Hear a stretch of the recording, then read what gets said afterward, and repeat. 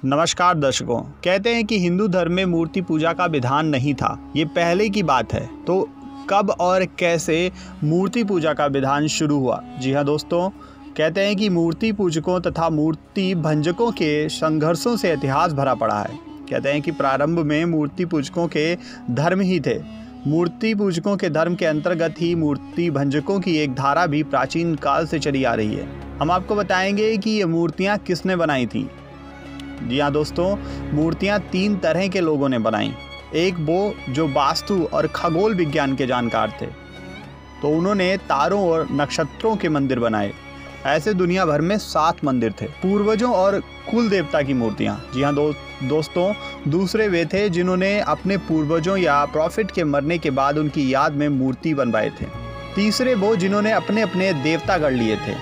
जी हाँ दोस्तों, हर कबीले का एक देवता हुआ करता था। कुल देवता और कुल देवी भी होती थी। तो हम आपको बताएंगे कि मूर्ति पूजन का आरंभ कहाँ से हुआ। तो सबसे पहले हम आपको इतिहास की ओर ले चलते हैं। जी हाँ दोस्तों, तो हम आपको मक्का के बारे में बताएंगे कि क्या मक्का में पहले मूर्तियाँ मौजूद थीं। अगर हम शोधकर्ताओं की माने तो अरब के मक्का में पहले मूर्तियाँ ही रखी हुआ करती थीं। वहाँ उस काल में बृहस्पति, मंगल, अश्वनी कुमार, गरुड़, नरसिंह और महाराजा बलि सहित लगभग 360 मूर्तियां रखी हुई थी। कहते हैं कि नाग वंशियों का गढ़ था तुर्किस्तान। जी हाँ दोस्तों, पहले संपूर्ण अरब ही मूर्ति पूजकों का स्थान था। तुर्किस्तान पहले नाग वंशियों का गढ़ था। पुराणों में काम्बोज क्या था? ये एक ऐसा स्थान था जहाँ नाग पूजा का प्रचलन था, जो आज की उत्तरी तुर्किस्तान के पुराणों में कम्बोज कहा गया है। तुर्क कश्यप गोत्रीय नागवंशी हैं। भारत में तुर्कों ने राज किया है। भारत में मूर्ति पूजा कहाँ से आई? जी हाँ दोस्तों, हम आपको बताएंगे। भारत में वैसे तो मूर्ति पूजा का प्रचलन पूर्व आर्यकाल मीन्स वैदिक काल से ही हो रहा है, लेकिन भगवान कृष्ण के काल में नाग, यक्ष, इंद्र आदि की पूजा की जाती थी। इतिहास में मूर्ति निर्माण वैदिक काल के पतन और अनिश्वरवादी धर्म के उत्थान के बाद मूर्ति पूजा का प्रचलन बढ़ गया। वेद काल में ना तो मंदिर थे और ना ही मूर्ति, क्योंकि इसका इतिहास में कोई साक्ष्य नहीं मिलता। प्राकृतिक शक्तियों की पूजा का विधान इंद्र और वरुण आदि देवताओं की चर्चा जरूर होती थी, लेकिन उनकी मूर्तियां नहीं थी। कोई ऐसे भी साक्ष्य नहीं मिलते हैं कि उनकी मूर्तियां हुआ करती होंगी। इंद्र से डर। भगवान श्री कृष्ण के काल में लोग इंद्र नामक देवता से जरूर डरते थे। भगवान कृष्ण ने ही इन्हीं देवी देवताओं के डर को लोगों के मन से निकाला था। अब हम बात करेंगे हड़प्पा सभ्यता में मूर्ति के साक्ष्य मिले। इसके अलावा हड़प्पा काल में देवी देवताओं की मूर्ति का साक्ष्य मिला है, लेकिन निश्चित ही ये आर्य और अनार्य का मामला था। शक्तियों की शक्ति।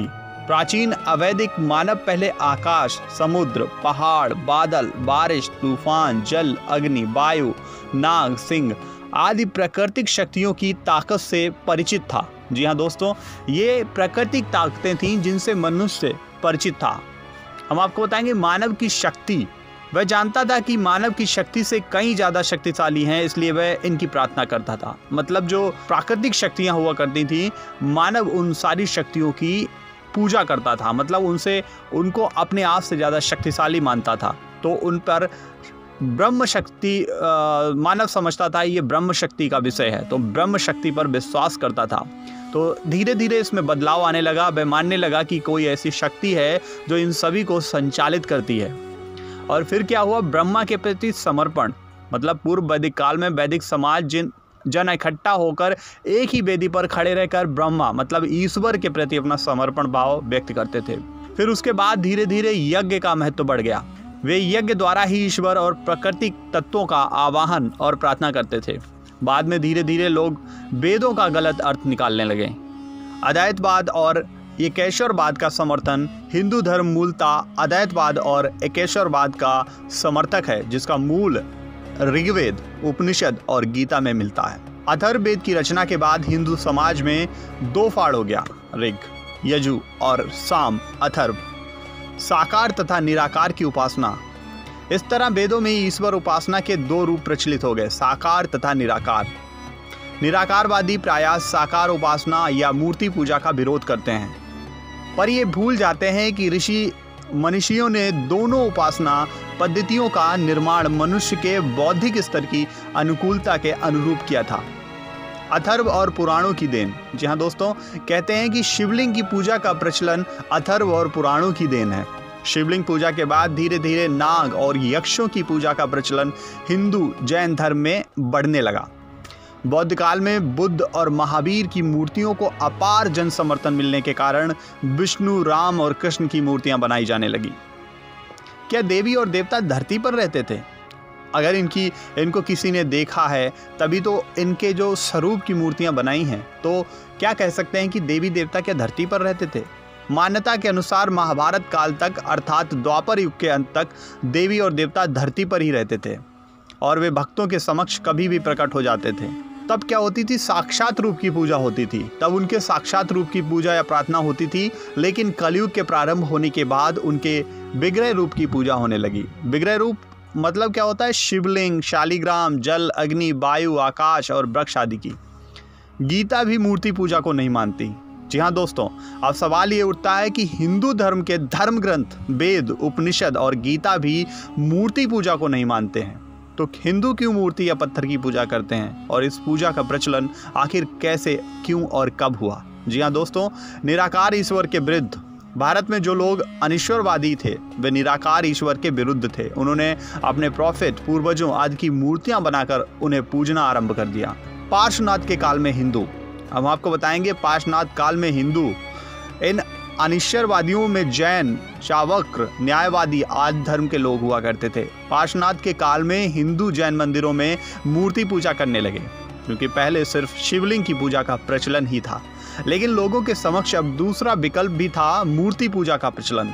जी हाँ दोस्तों, मूर्ति पूजा का प्रचलन धीरे धीरे बढ़ गया। महावीर स्वामी और बौद्ध के जाने के बाद मूर्ति पूजा का प्रचलन बढ़ा और हजारों की संख्या में संपूर्ण देश में जैन और बौद्ध धर्म बनने लगे। बौद्ध धर्म के मंदिर बनने लगे, जिसमें बुद्ध और महावीर की मूर्तियां रखकर उनकी पूजा होने लगी। फिर धीरे धीरे राम और कृष्ण के मंदिर बने। इन मंदिरों में हिंदू भी बड़ी संख्या में जाने लगे, जिसके चलते बाद राम और कृष्ण के मंदिर बनाए जाने लगे और इस तरह भारत में मूर्ति आधारित मंदिरों का विस्तार होने लगा। मूर्ति पूजा का पक्ष, फिर मूर्ति पूजा के समर्थक कहते हैं कि ईश्वर तक पहुंचने में मूर्ति पूजा रास्ते को सरल बनाती है। मन की एकाग्रता और चित्त को स्थिर करने में मूर्ति की पूजा से सहायता मिलती है। मूर्ति को आराध्य मानकर उसकी उपासना करना, फूल आदि अर्पित करने से मन में विश्वास और खुशी का एहसास होता है। इस विश्वास और खुशी के कारण ही मनोकामना की पूर्ति होती है। जी हाँ दोस्तों, तो मूर्ति पूजा का जो विधान है वो धीरे धीरे प्रचलित हो गया। विश्वास और श्रद्धा ही जीवन में सफलता का आधार है, ऐसा लोग मानने लगे। स्तंभों या दीवारों पर भी मूर्तियां लगने लगीं। प्राचीन मंदिर ध्यान या प्रार्थना के लिए होते थे। उन मंदिरों के स्तंभों या दीवारों पर ही मूर्तियां अधिष्ठित की जाती थीं। मंदिरों में पूजा पाठ नहीं होता था। मंदिर किस तरह के होते थे? यदि आप खजुराहो, कोणार्क या दक्षिण के प्राचीन मंदिरों की रचना देखेंगे तो आप जान जाएंगे कि ये मंदिर किस तरह के होते थे।